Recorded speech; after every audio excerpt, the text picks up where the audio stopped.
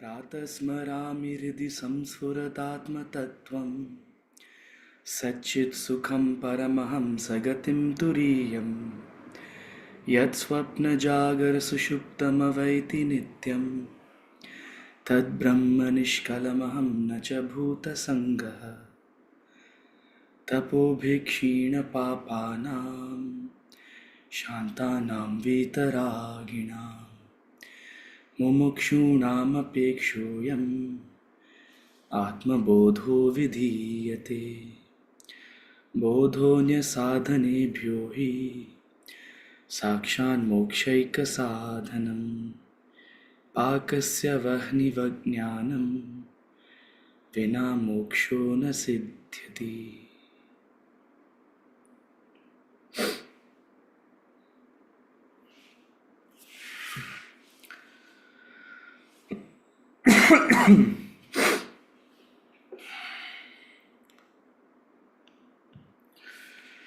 Hari Om, everyone. Hari Om sir. Hari Om sir. Hari Om. Hari Om. Hari Om. Hari Om. Hari Om, Hari Om, Hari Om. हम लोग कोयम्बटूर में हाँ कोयम्बटूर में हूँ। नमस्ते नमस्ते कोयम्बटूर से।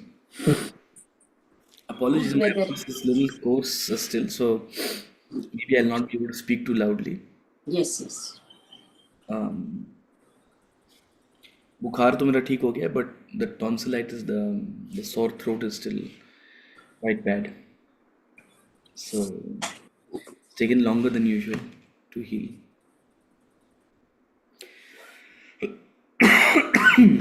Some hot water. Okay. Sip. Have some hot sip some hot water. Yes.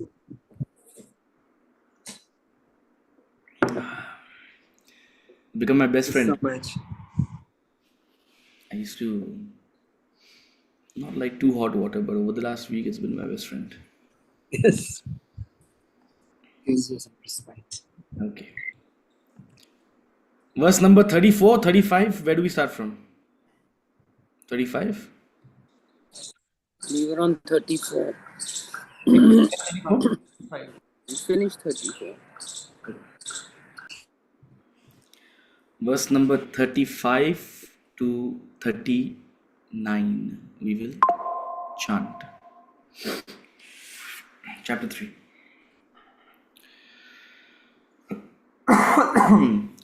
Shreyan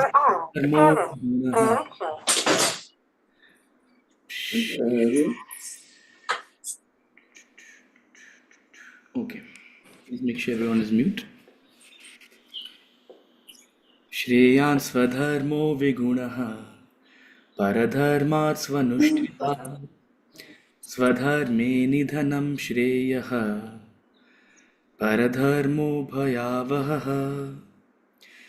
Shreyan swadharmo vigunaha paradharmat svanushthita swadharme nidhanam shreyaha paradharmo bhayavaha. Arjuna uvacha atha kena prayuktoyam papam charati purushaha anichannapi vashneya baladiva niyojitaha. Arjuna uvacha atha kena prayuktoyam papam charati purushaha anichannapi vashneya baladiva niyojitaha. Shri Bhagavan uvacha kama esha krodha esha rajoguna samudbhavaha mahashano mahapapma viddhayena miha विध्येनमिह वैरिणम् श्रीभगवानुवाच काम एष क्रोध एष रजोगुणसमुद्भवः महाशनो महापाप्मा विध्येनमिह वैरिणम् धूमेनाव्रियते वह्निः यथादर्शो मलेन च यथोल्बेनावृतो गर्भः तथा तेनेदमावृतम् धूमेनाव्रियते वह्निः यथादर्शो मलेन च यथोल्बेनावृतो गर्भः तथा तेनेदमावृतम् आवृतं ज्ञानमेतेन ज्ञानिनो नित्यवैरिणा कामरूपेण कौन्तेय दुष्पूरेणानलेन च आवृतं ज्ञानमेतेन ज्ञानिनो नित्यवैरिणा कामरूपेण कौन्तेय दुष्पूरेणामलेन च.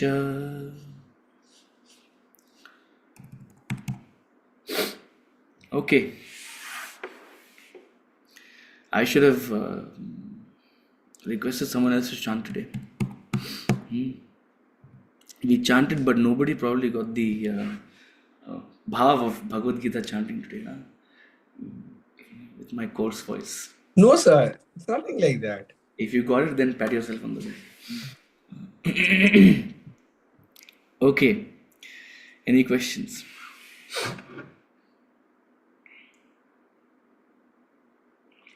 Hari Om. Hari Om, Hari Om. Balaja. So I put the question in the chat.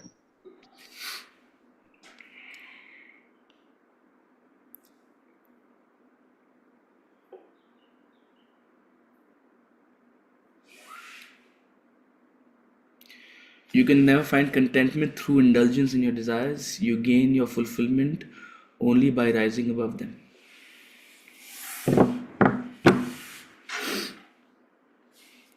We're not going to finish this chapter. Let me tell you that. Because I can talk about this for an hour.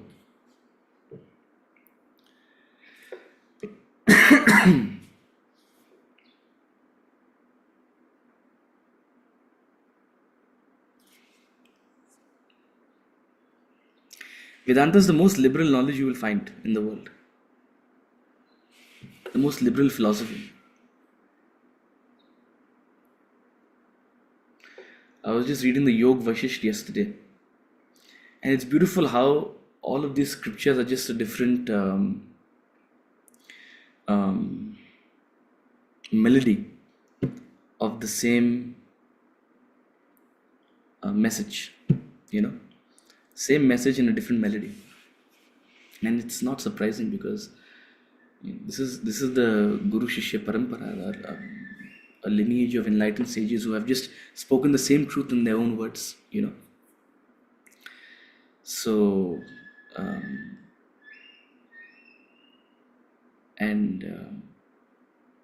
came across something similar to this question in this text as well. So it's all similar. Incidentally, Yatha Ichhasi Tatha Kuru, the phrase we see in the Bhagavad Gita, exact phrase comes in the Yog Vashisht. Exact phrase, word for word. It's like maybe the teachers of yesterday loved that phrase, It's like a favorite idiom among all sages across thousands of years. Yog Vashisht, well, technically composed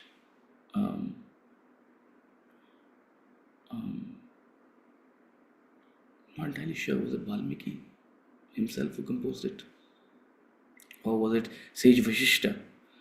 Because, so I think it's Sage Vashishta only. Either way, it is a entire eon prior to Mahabharata, as we say, right? Ramayana. because it's the yoga of Sage Vashishta. So technically, So it's a discussion between Rama and Vasishtha, na? yeah, the discussion between Lord Rama and Sage Vashishta. I would say at least in the first initial big chunk is that conversation. There are other aspects to the text as well, but the major chunk, the initial chunk, is in that discussion between Sage Vashishta and Lord Rama. Incidentally, the phrase "Yatha Ichhasi Tatha Kuru," when I was in London, I started reading it, so it came quite in the beginning. I was like, oh, surprising. Anyway, so very similar concepts are discussed in all scriptures, even though we only talk about Bhagavad Gita most of the time. But the reason I read this is only to give you the conviction that you only need to read Bhagavad Gita. If there's anything else I'll find somewhere else, I'll make sure to share it. That's not there in the Bhagavad Gita. Okay? Because I think after many years now I have taken up the interest to study more scriptures as well. So if there's anything else I'll find, I'll let you know. Till then you can focus on the Bhagavad Gita. So you can find contentment. You can never find contentment through indulgence in your desires. You gain your fulfillment only through rising above them. What is happiness? What is fulfillment? We have to first understand that to understand this concept effectively. As I said, Vedanta is a very liberal knowledge. It will never say what to do, what not to do. It will never say you should do this, you should not do this, you should enjoy this, you should not enjoy this, you should not indulge in this. There's no should or should not. It very methodically and logically tries to understand the concept so that you can apply it in your life. Right? Yatha ichhasi tatha kuru. Whatever you wish, as you wish. So it's not a should or should not.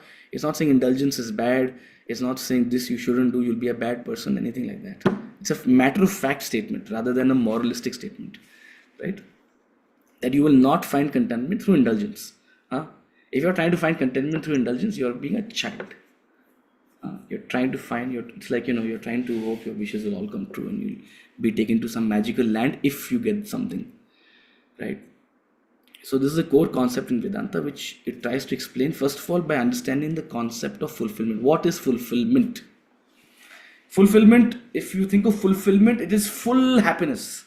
Right? Not normal happiness. Fulfillment means fulfill. You're from the south, so you'll really know how to say this in a South Indian accent. Fulfill. Fulfillment. From South India, we know really how to roll our L's and the R's. So you can say fulfill in a very fulfilling way. So fulfillment means complete happiness, contentment, not any passing pleasure, right? But little bit of happiness and complete happiness is just a difference of degree. So it's very important to first understand what is happiness. Vedanta says happiness is the cessation of agitation. Happiness is, please remember this definition. Happiness is cessation of agitation upon fulfillment of desire. Happiness is not fulfillment of desire. What do we think? Happiness is fulfillment of desire. If I get this, I'll be happy. That's what we believe. No, you're missing one chunk. You're quite right. 50% you're right. There is, of course, upon fulfilling desire, we get happy. But there's a piece in the middle that you're missing. The piece of the puzzle in the middle of happiness you're missing. You fulfill desire, something else happens. As a result, you get happy. Not by simply fulfilling a certain desire. When you fulfill a certain desire, a certain agitation in your mind is ceased. And that cessation of that agitation is what you call happiness. That means that if the desire for something is very large, very big, very deep, the amount of agitation you have in your head, the depth of agitation you have, the years of yearning, longing, what is a deep desire? Something you've been wanting for a very, very long time. which is why you break down at the at the birth of your child. First of all, you've been mourning for a very, very long time, tears of joy. Then at the wedding of your child, you break down. Why do you break down? Longing,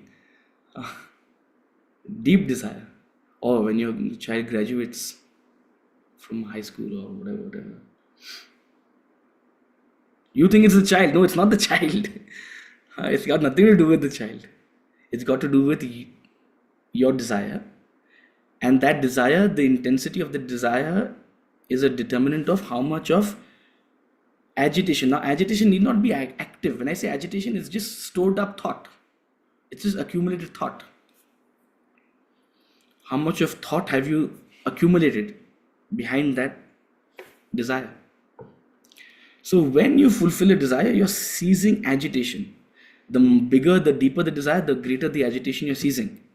And that's why the deeper, the greater the happiness you feel, the contentment you feel. Right?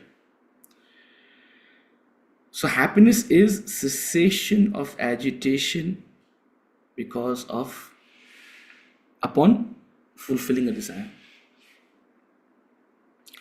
What is the actual happiness you're feeling? When do you feel happy? When there is an absence of agitation. When the agitation is taken away. When the agitation is taken away. So there are two ways of approaching this. Because when you try to fulfill one desire, when you're in the habit of trying to fulfill desires, when that's your approach to life, desires are like Rakt Beej. You know Rakt Beej? There's a beautiful parable in the scriptures where a demon, wherever its blood falls, from there another demon comes up. Wherever Lord Krishna and that demon, right? Rakt Beej. So wherever the blood of the demon falls, another demon comes up. You must have seen in some of these sci-fi movies, the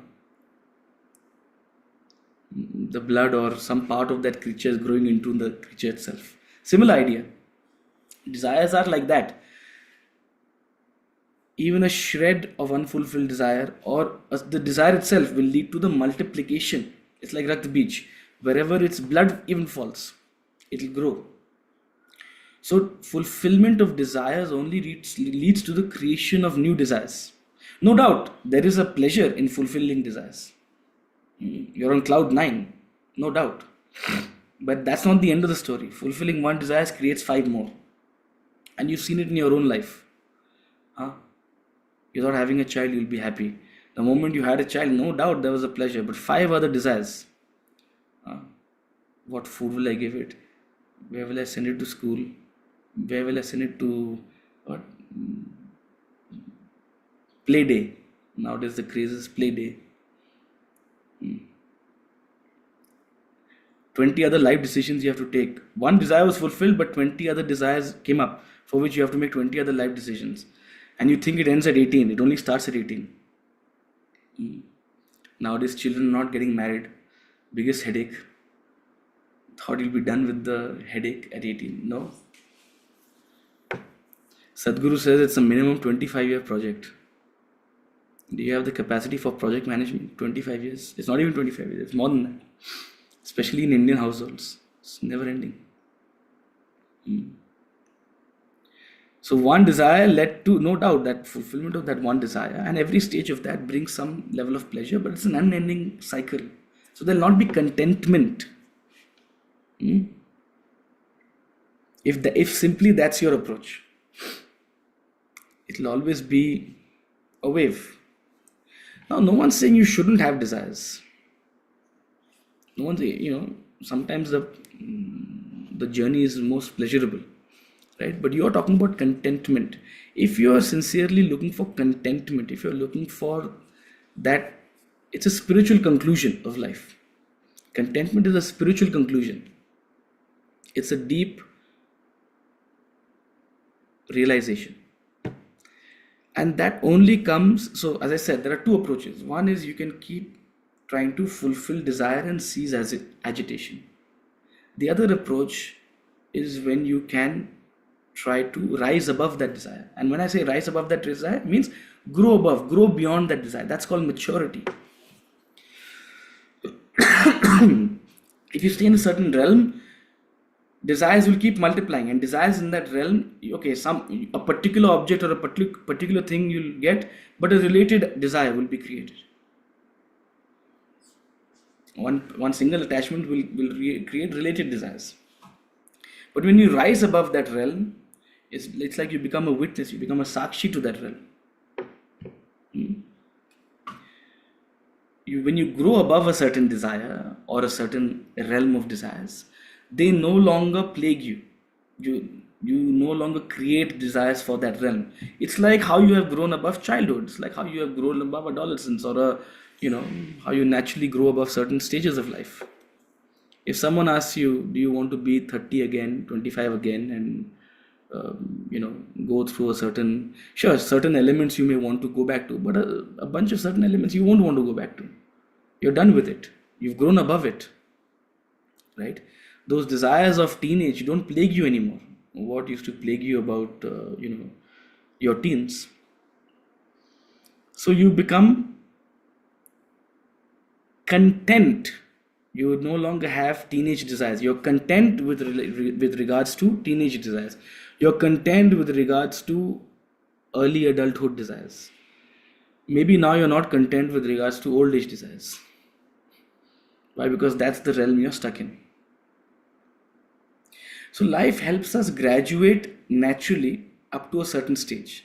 After a point, our own mental graduation is our responsibility. And if you do this, if you add spirituality to life, this graduation becomes seamless. A lot of people graduate through a lot of struggle. It's a forced graduation. Life forces you out of situations, environments. So it's a forced graduation. After a point, you get stuck. You're a victim of your realm of desires. That's most of us, 99% of us. We're not able to climb to the next realm. But if you want to become completely liberated from all that samsara, you want an iPhone. With that iPhone, you need to get a cover. Why? Because you'll be mortally afraid the screen will break or the back will break. Along with that iPhone, now you need a power bank. Why? Because the battery is draining out. Along with that power bank, you also need a fast charger. One desire led to so much of samsara. Now you're carrying a bag just because you want accessories for your electronics. Samsara. So desires will lead to samsara, fulfillment, contentment will lead to liberation from that samsara. If you want liberation from that samsara, you will choose the path of rising above. So there is pleasure in both. Fulfillment of desires also, it's like a rocky road, Lots of ups and downs. No doubt there is fun along the way. But if you're spiritually mature, you'll realize even that fun is childish. I want kaivalya mukti. I want liberation. So fulfillment comes only through rising above. Because fulfillment is cessation of agitation. Fulfillment is cessation, khatam, ceasing agitation. Temporary ceasing is fulfillment of desire. Permanent ceasing is rising above desire. Does that make sense? So I just reiterate my understanding. It's about getting yourself to the higher values of life through your knowledge. Yes. You rise above the desire fulfillment of the mundane activities, right? Sure. Okay. And one more thing, sir. You talked about samsara. Can you divide it into the core? What exactly you mean by samsara? Samsara is terrestrial entanglement. Terrestrial entanglement is samsara. So throughout parables, There's a famous parable where a sage is debating whether they should get a cow or not. Uh, why? Because they want milk. Then they say to get a cow, you need to build a cow shed. Along with that cow shed, the cow will need hay. For that, you'll need more farmland. You need to farm. You need to build you need to grow the crop. You need to harvest it, etc., etc., etc. Behind one particular desire, there is a whole set of other things that you need to do. You think it's just one thing you need to get and you need to take care of. But behind getting that one thing or behind rearing that one thing, 20 other headaches you're taking up. This is called Pratipaksha Bhavana. Seeing everything, seeing something from all angles. So the sage is doing Pratipaksha Bhavana of the samsara. Any desire you have, any attachment you have in the world, it's not just that one thing. It comes with its tentacles attached to 20 other things in the world, 20 other headaches. You get married to a person, you're actually getting married to a family. 20 headaches. That entanglement is samsara. If you're spiritual, that samsara will become a leela. If you're spiritual, that samsara will become a leela. If you're not spiritual, when I say spiritual, if you lack spiritual knowledge and spiritual direction, if you're not moving yourself towards spiritual evolution, that samsara will become like dead weights pulling you down.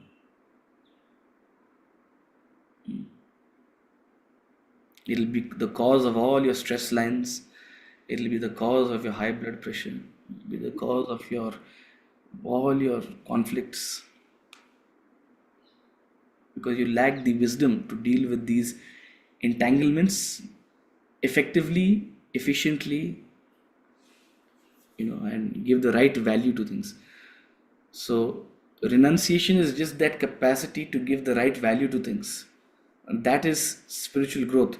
When you're able to deal with samsara from the lens of a renunciate, giving the right value. But when you lack the capacity to be a renunciate, you lack the spiritual depth of a renunciate, you get entangled. It's like a spider web. You take the support of something, but you get caught up in it. It's like, how a spider web is? Yes, sir. Wherever your hand lands, you get entangled and you're like unsteady. And before you know it, you're entangled in it. So that is samsara.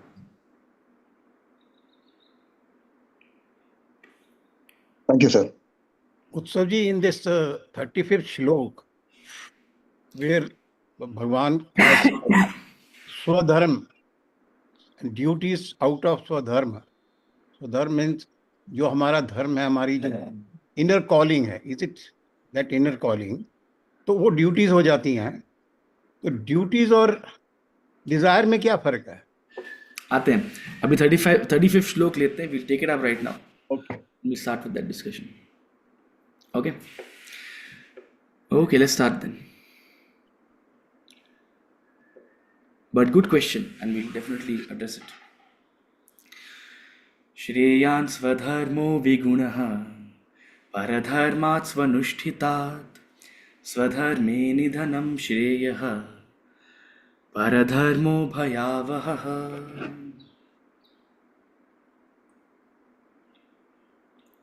You can chant again if you want. I'm giving my throat a little break. Anyone wants to chant? Eyan swadharmo paradharmat svanushtitat swadharme nidhanam shreya paradharmo bhayavaha.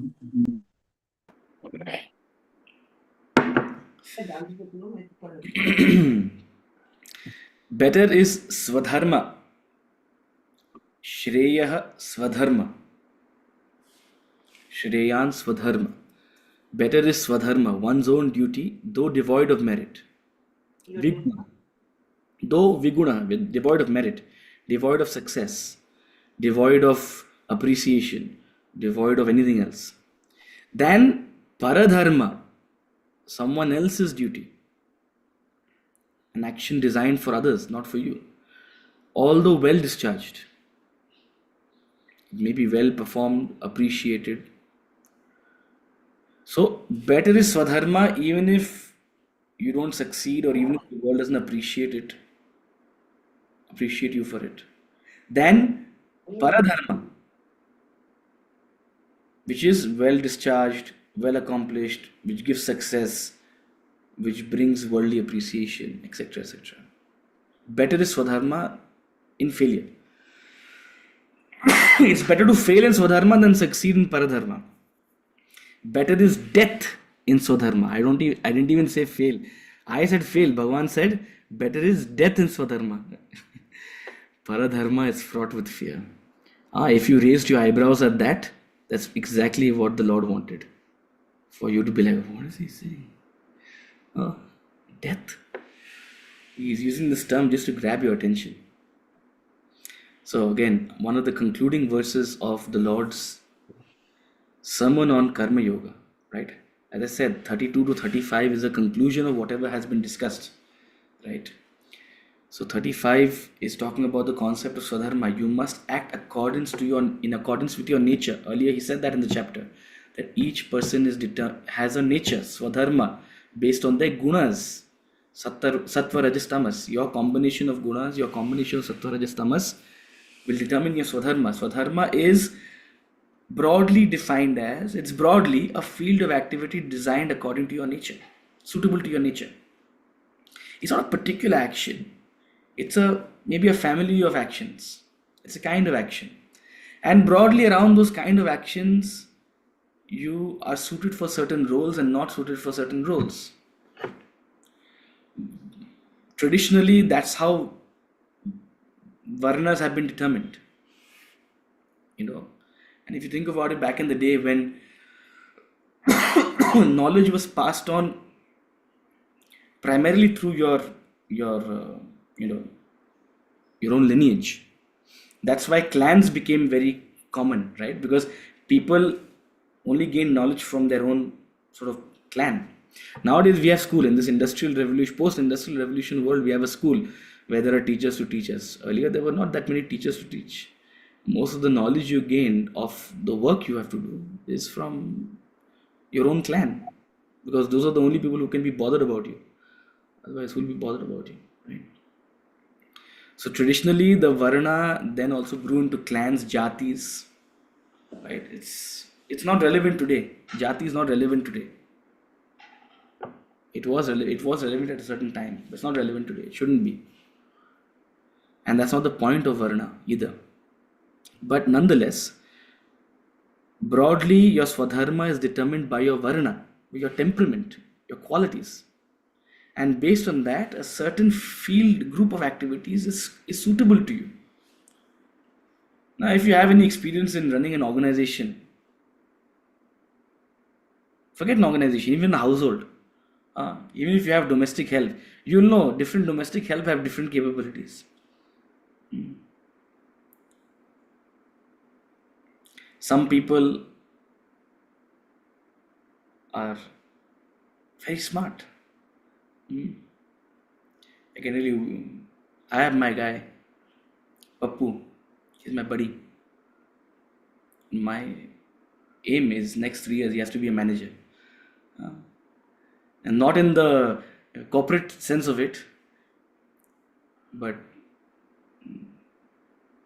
he has the capacity, I know. He has the desire to learn. I still remember when we came to Gurgaon first. He himself comes up to me and he's like, he opens Google Maps on his phone and he's like, Bhaiya, show me the directions. I was like, Acha, you picked up Google Maps on yourself. Very enterprising guy. Had he got half an education, he would have been not compelled necessarily to be domestic help. At least that's what we hope for his next generation. They go very far. He comes from Bihar, and let me tell you, perhaps the highest IQ state. Unfortunately, due to prevailing social and political circumstances, So much of IQ in the country has been lost. Sometimes a lot of IQ put in the wrong direction. These people are so smart, they spend too much time in politics. At least that's my opinion. But high IQ people, very high IQ people. So even among your domestic help, you'll see some of them are high IQ, some of them are low IQ, some of them have certain temperament. Even in your organization, you'll see some people are designed for marketing and back-end operations. Some people are designed for sales and client-facing operations. Some people are good project managers. Some people are good sellers. They are terrible project managers. Some people are bad sellers but terrific project managers. You have to stop them from doing things for the client. They'll be the client's pet. Beautifully manage a project and do 20 things extra for the client. So everyone has a different temperament. You have to assess that. And first of all, you have to assess your own temperament. And based on that determines your swadharma. What field within an organization do I fall into? Or what area of work is suited to me? My parents are pushing me into law, but I'm designed for arts. Or my parents are pushing me into medical, but I'm designed for history. Or I'm designed for marketing. A medical person designed for marketing. Of course, now to a large extent, the world has really changed. Now medical professionals can easily use their marketing capabilities and start an app for medical services. So the economy is really opened up to such opportunities. Very, very, very different from what we had even 10, 15 years ago. But people need to think for themselves, what is my temperament, right? They should be combining the knowledge of their immediate environment. Maybe their parents are doctors, maybe they've come from a family of doctors. That's a knowledge they have around their surroundings. But their interest is in marketing. Okay, do something combining the two. Why not? But don't deny yourself your swadharma. Why? Because he says that it's better to fail in swadharma. Still, you'll be fulfilled. You'll be very fulfilled. Very interesting, huh? Maniji, you'll be fulfilled even failing in your swadharma. But in your paradharma, what is paradharma? Paradharma is action which is not designed for you, not very suited to your nature. You're designed to be an artist, but because you come from a family of lawyers, you've been pushed into law. You're doing very well. Why? Because you're analytical, perhaps. You may have learned the tricks of the trade. Really, and when you get into any field, you'll realize you don't have to be a genius. You just need to know a few. You need to be street smart, and you can really flourish in any field. It's not very hard to flourish. It's not really hard to gain the appreciation of the world. But still, deep down in your heart, you will not be happy. You're getting a good raise, a good incentive, but deep down you're not happy. Well discharged. He goes to the extent of saying, better is death in Swadharma. Why is he saying death? Because he's speaking to a warrior. He's speaking to a warrior in the circumstance of war. You may die while doing something you're designed to do, and you ought to do better. Then you live having taken a paradharmic choice. You can take your paradharmic choice and continue to live as a prince, but you will be fraught with fear and regret and guilt and confusion all your life. Better is you fight this war and die. He's speaking to a warrior, that's why he's speaking this language. Omji, your question was? Yeah. That Swadharma is desire only, right? No. Swadharma is actually you are meant for certain work. You are actually, you can say even designed, God has designed you for a particular action. और हमने बचपन में गाना सुना था, कबीर का ही गाना है कि आया था किस काम को, क्यों सोया चादर तान के, सूरत संभालो गाफिला, अपना आप पहचान ले. हम लोग अपना आप पहचानते नहीं हैं. हम लोग दूसरों को रोल मॉडल समझ के, कभी हम सोचते हैं कि ये पॉलिटिशियन हो जाएंगे, कभी ये हो जाएंगे, इंजीनियर बन जाएंगे, जो अभी आपने अभी बोला है। तो जब हम स्वधर्म हो जाएगा तो ये डिजायर जो हैं वो उसी डायरेक्शन में होंगी सारी, और वही फुलफिलमेंट होगी सबकी। मेरा यही कहना है कि हम अगर अपनी जिंदगी में अपना आप पहचान लें, अपना स्वधर्म पहचान लें, तो 90% जॉब इज डन। तो इसलिए भगवान ने कहा है कि हाँ, वरण का तो मामला है ही कि हम किस वर्ण में, 4 वर्णों में किस वर्ण में आते हैं। बट इवन देन उसमें भी everybody is a unique person. Nobody is different, nobody is same, they can never be same. तो मेरा विचार वही है कि डिजायर और उसके साथ कैसे संबंध होगा, मतलब कि डिजायर और किसके साथ, वही मैं पूछना चाह रहा हूँ आपको कि ड्यूटी के साथ। डिजायर और ड्यूटी के साथ। Okay, good question. I was wondering whether I heard your question right or not.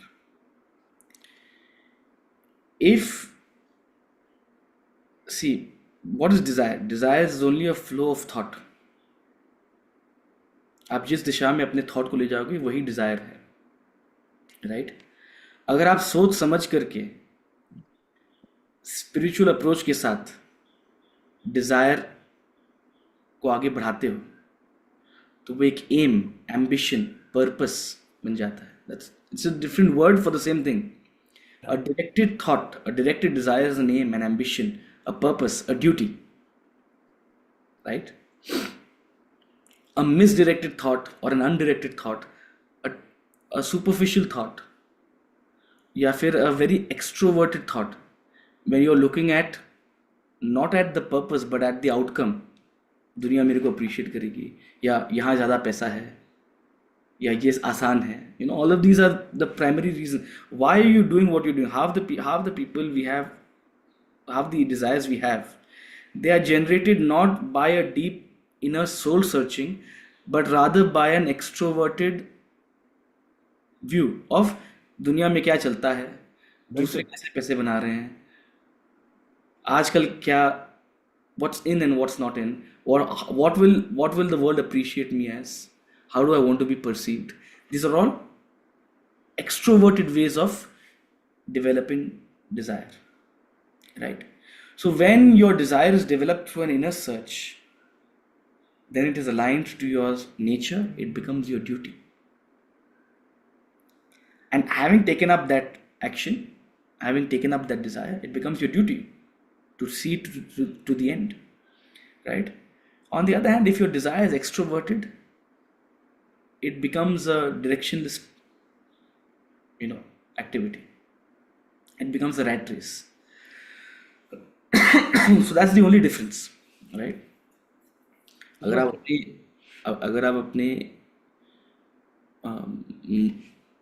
इच्छा को एक दिशा दे रहे हो, then it becomes much more meaningful, right? So better is swadharma, though devoid of merit. He's only reiterating that in one of the essential aspects of karma yoga is acting in your field of activity, performing your duty, what is designed for you.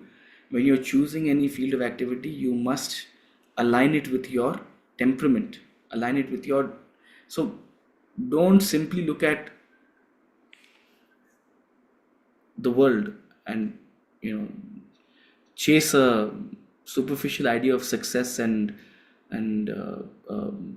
monetary fulfillment.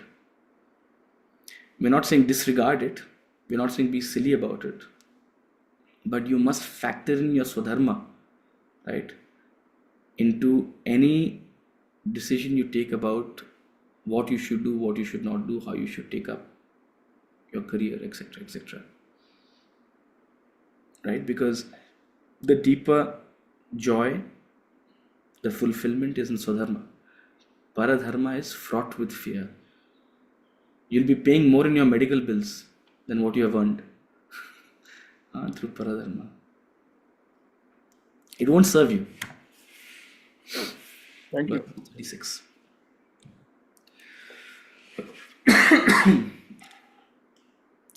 Yes, Ankit. Oh, two people have raised their hands. Yes, Ankit first. So I have a question. So, you could be doing whatever is your sadhana, but you could still feel some trepidation or hesitation in that. Like, you could be cautious in that, right? So, how do you distinguish that trepidation in your sadharma from, and not confuse it as thinking, okay, this is actually my paradharma? Like, for example, give you a cricket example, right? So you could be your sadharma could be to be a batsman, but you might have jitters or something like that before a big game. So then you might be like, okay, am I meant for this? Or I'm not cut out to be a cricketer. So how do you get over that hesitation and thinking, okay, this is actually not what I was supposed to be, even though it is what you're supposed to be doing? Yeah. No, you have to distinguish between the action and the outcome. What is causing the jitters? Is the action itself fulfilling or not? Independently, you remove the circumstances, you remove the outcomes. Is the action itself pleasurable or not? That determines whether you're cut out for it or not. If the jitters are coming from the thought of the outcome, am I going to be able to succeed in it? Am I going to be able to make this count? Am I going to be able to, perform well? Those are all worries and anxieties with regards to the outcome of a particular action. And that will always cause jitters regardless of whether it's Swadharma or Paradharma. So your Swadharma or Paradharma is determined by whether the action itself sings to you. Right? You may be very confident about a business deal and all the incentives you're going to earn out of it. But for you, it's just another thing. Why? Because that business doesn't excite you. It's Paradharma. On the other hand, you may be very excited and deeply passionate about a particular action, but there's a lot of uncertainty around the outcome. So learn to distinguish between what is causing the jitters, what is causing the trepidation. Is it the action itself or the thoughts around the outcome? Because the thoughts around the outcome will always cause jitters. Right? If that's the problem, it's not a big problem. It can be dealt with right mental conditioning. Right? That's what you have. That's why you have these sports people with mental coaches, mental conditioning. It's to fight the jitters with regards to the worry about the outcomes. But if the jitters are about the action itself, if it sounds pale, if it sounds burdensome, if the action itself sounds burdensome, then it's a paradharma. Actually, that. And Dharma is effortless. So dharma feels like a pleasure even if you have to sweat it out. yeah, but those jitters around the outcome, like then you don't really feel right. Okay, this is like very exciting when you're doing the action as well. We had you can always debate this, right? And it really depends on circumstance, age. But we had a young cricketer who is still now almost at a concluding age. Just yesterday his statement came out. That's why he's on the top of my mind. When I was in the ashram, he was young, quite young, 24, 25, 26. He must have been 25, 26. He was a couple of years into international cricket. He was performing quite well. In fact, I had the pleasure of seeing him perform in England and scoring a century also, I remember. I won't take his name. But he had come to the ashram to meet Swamiji. Why? Because he was going through a lean patch, not being consistent. He was in fact dropped from the team, So he went through his own struggles and he may have had these jitters. I'm not cut out for it. Maybe I should just hang my boots, etc., etc. Thank God he didn't hang his boots. Thank God he, figured his way out through these mental jitters. He made good comebacks into the team later. In fact, he did very well in the IPL. And just yesterday, his statement came out that I still want to play Test cricket. And you can do your Google search and see who I'm talking about. But he's in his late 30s now, and he's saying, I'm still ready for Test cricket. Why? Because he had a fantastic time in the domestic season, and in the IPL also he had a fairly good season. And in fact, I was really hoping to see him in England this time because of certain other retirements, but selectors didn't choose him. But he's still, gung ho. So these jitters about, can especially when the stakes are high, when you're losing your place in the national side in a lucrative sport like cricket, of course they will cause some jitters. Right? You have to toughen up. You have to be objective. You have to take it like a sport. Right? With that mental conditioning, you'll be able to fight away the jitters. And it's true for cricket, the highest levels of cricket. It's true for you and me in our business and in our work. Focus on whether the action is singing to you. If the action is singing to you, if the action feels fun, if the action feels fulfilling, do it. Don't worry.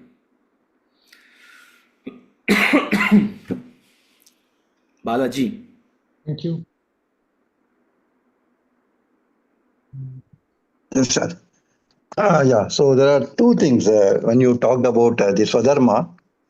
One is that when Kamala Hassan was asked by an interviewer in a press interview, where they asked him, how is it that you're taking the difficult roles and other things, playing all these things, and how much of difficulty you go through. He has given a beautiful statement. He said, I'm in a paid holiday for 20 years, is what his statement. That is one thing. And second thing is, when the Master Ilayaraja was talking in a close circle meet, he says, when you compose the music, he says, the musician becomes the music. So I just thought these are the two things. And one more thing is that I want one more clue from you.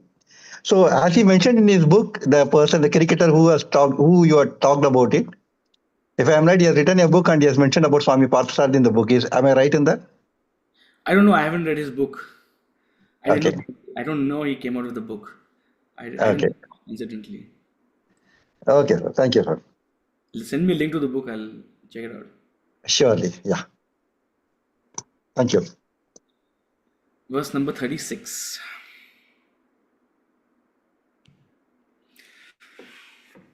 Arjuna uvacha अथ केन प्रयुक्तोऽयं पापं चरति पुरुषः अनिच्छन्नपि Varshney बलादिव नियोजितः. Arjuna said, Arjuna uvacha, but, atha, but. Oh Lord Krishna, wait. Alert from system UI server. Low battery. Who's that?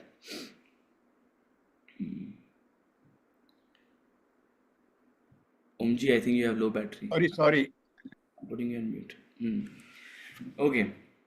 So, atha, but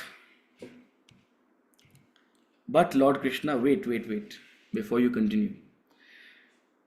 Having said all of this, clarify one thing for me.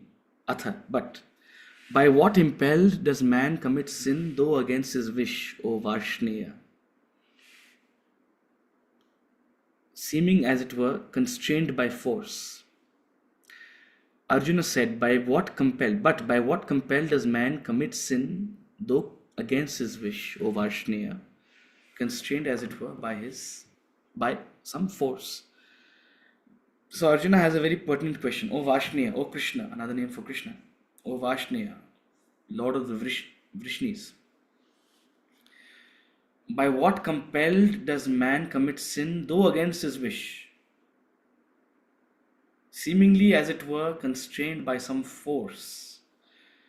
So, a very pertinent question asked by Arjuna at this juncture. As the Lord is concluding his sermon on Karma Yoga, he's saying, but one thing is to know all these things theoretically. And I know, we all know what is right, what is wrong. And at a level of our conscience, perhaps most of us know what to do, what not to do.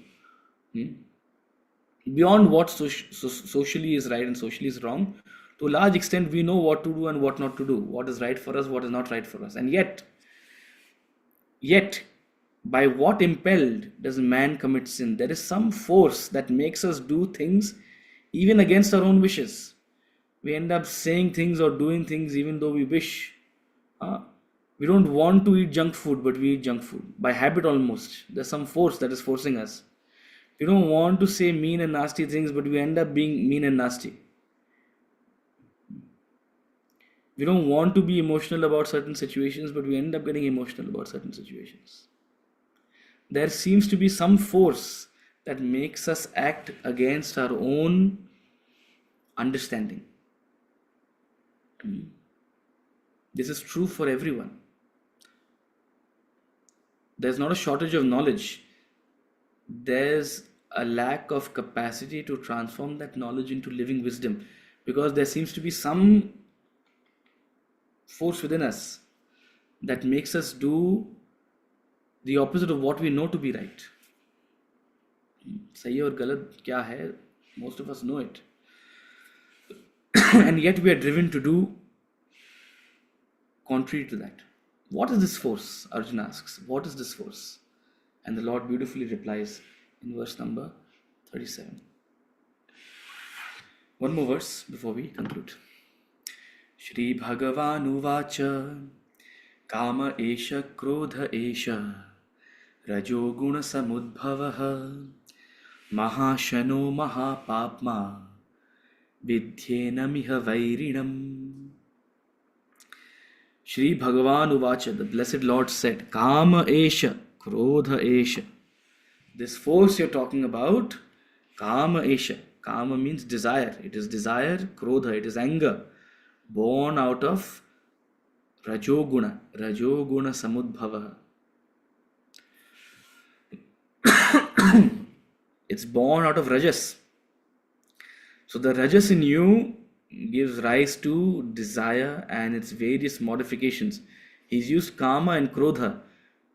These collectively represent Kama, Krodh, Lobh, Moh, Mada, Matsarya, Bhaya, everything. The entire bouquet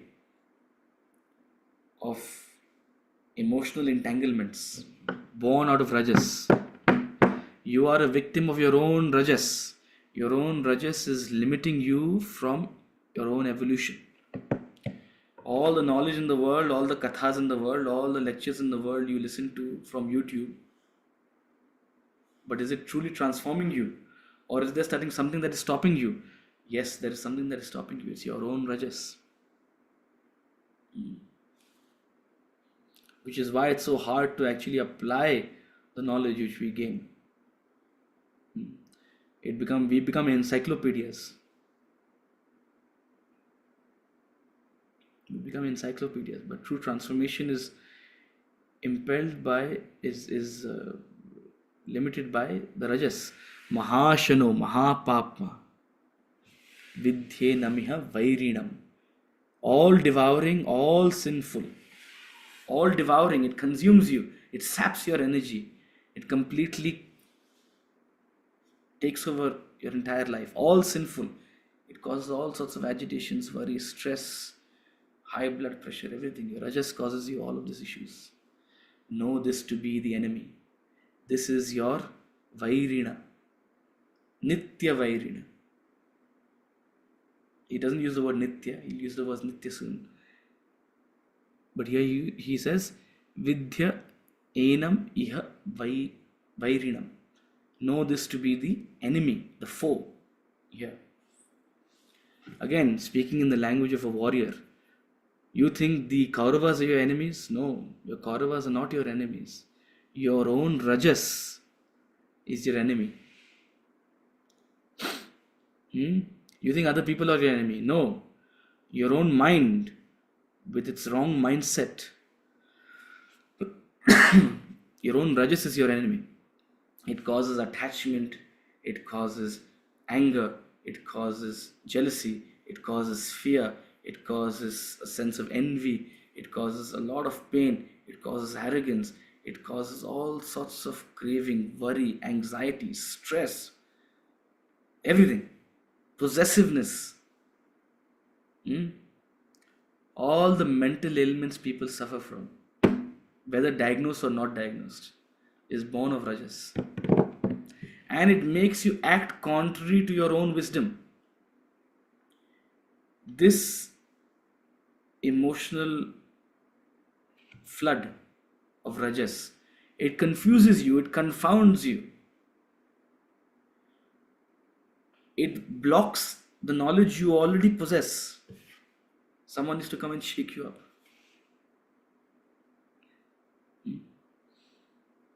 This verse number 11 to 31, Karma Yoga, 70%, 80% of it is what you already knew. There's nothing new out here. But yet you need to be reminded of it. Why? Because our rajas blocks it. No matter all we know, yet when the situation arises, we act contrary to it. Because of Kama Esha, Krodha Esha. दिल तो आखिर दिल है ना.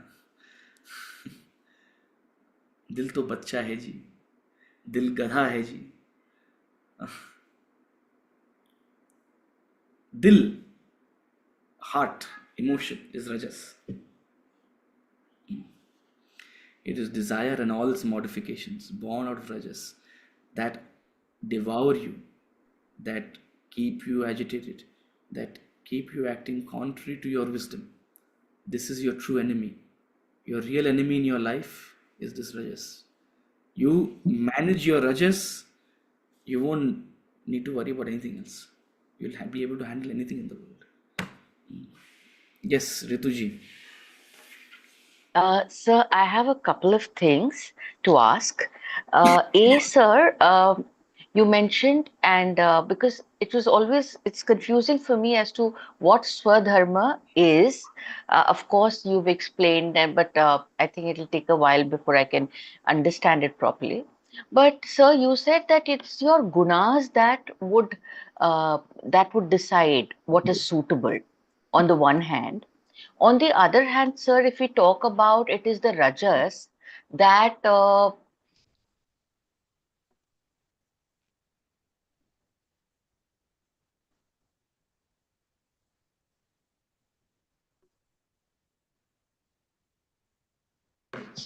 Sorry. On the one hand, you said it's your gunas, and so on the other hand, like we were just you were just telling us that rajas gives rise to if your actions are born in rajas, I mean you sort of falling there if your actions are born out of rajas that way only. So sir, so that confuses me a little bit as to how your gunas are then deciding your swadharma. That's a thing that I wanted to understand. On the other hand, sir, you also explained how your swadharma would seem like, you mentioned, you said it's singing to you. It's beautiful. But sir, sometimes like for Arjun, for that matter, his swadharma wasn't really singing to him, So what does one do? I mean, one has to decipher this in a better way, sir. Just like that's your second question first. His Swadharma was singing to him. His Swadharma was singing to him. Okay. The worry out of the outcome was what was causing jitters.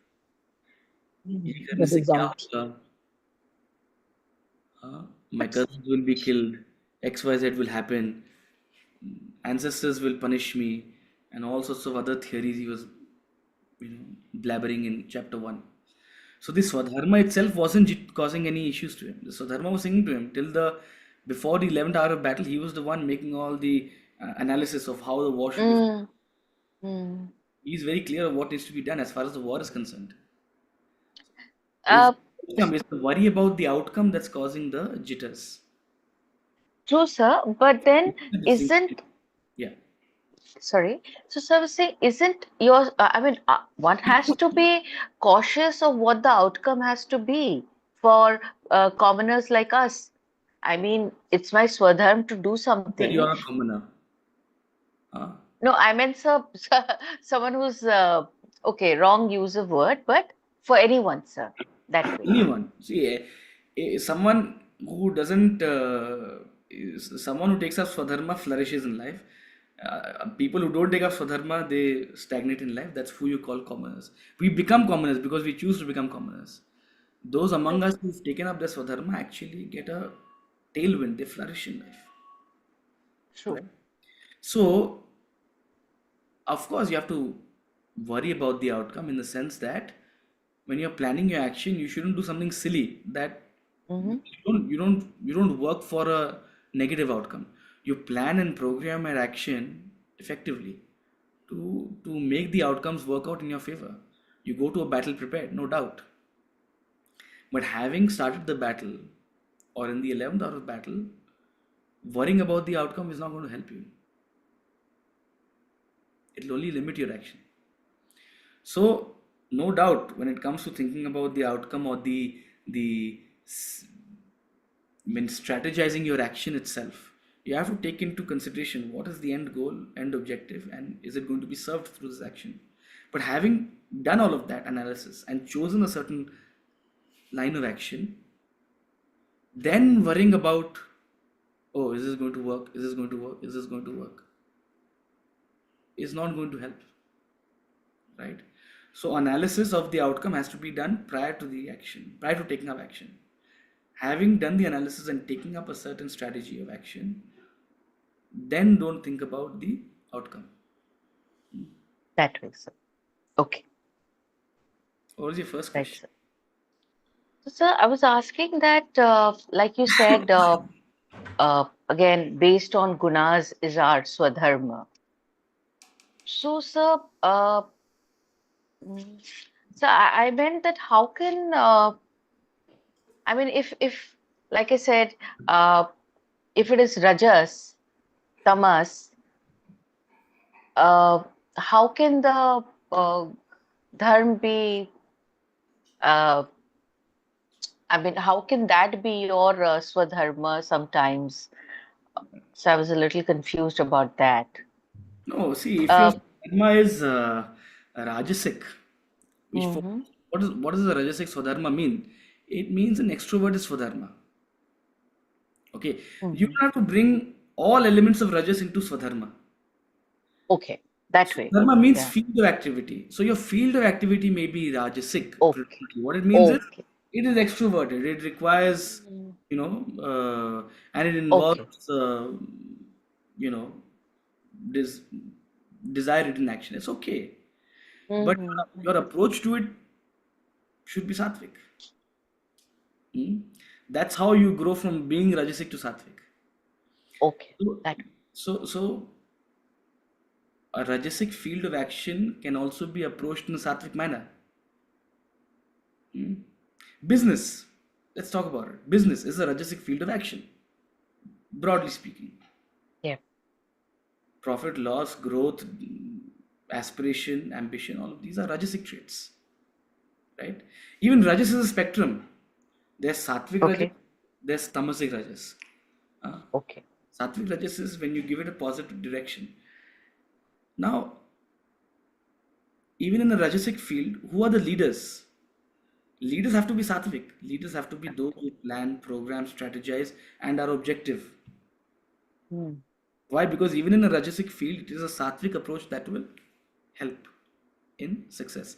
So you're based on your temperament, based on your desires, your vasanas, the kind of action or field of activity suited for you may be sales.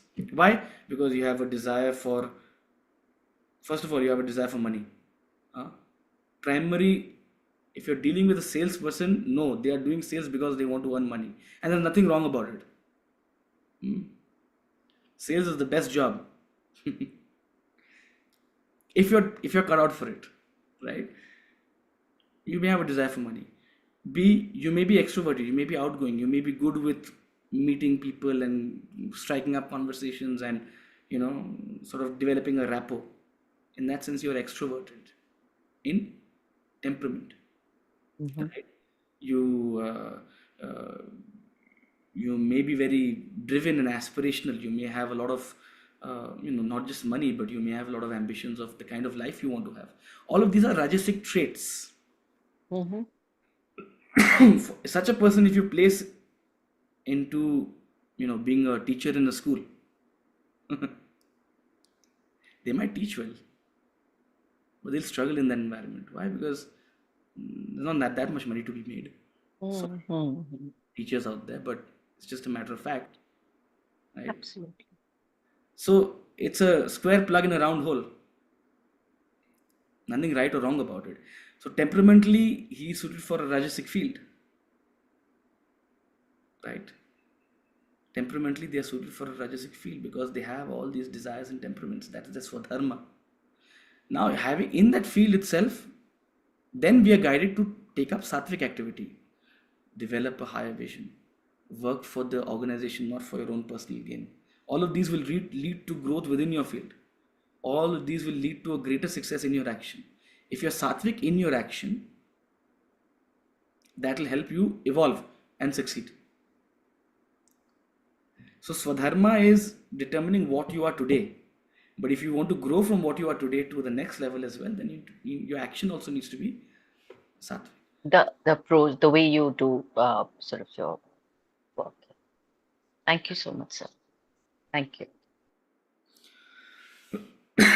Okay. Any other questions? If not, we'll conclude today. Thank you so much for joining, and we will reconvene in next week, and we'll meet on Thursday. I'm a little tempted to have class on Sunday. I'm a little tempted because I want to sort of catch up on sort of lost time. Good idea. So I'm a little tempted for class on Sunday, and I saw that most people are available on Sundays and not Saturday perhaps. So let's see if we can have class on Sunday. I'll put out a note on the group, and we'll try to maybe catch up on Sunday prior to next Tuesday. Good to see you all again after. Take care. All the best. Hari Om. Thank you, sir. Hari Om, sir. Thank you. Thank you, Thank you sir. so much.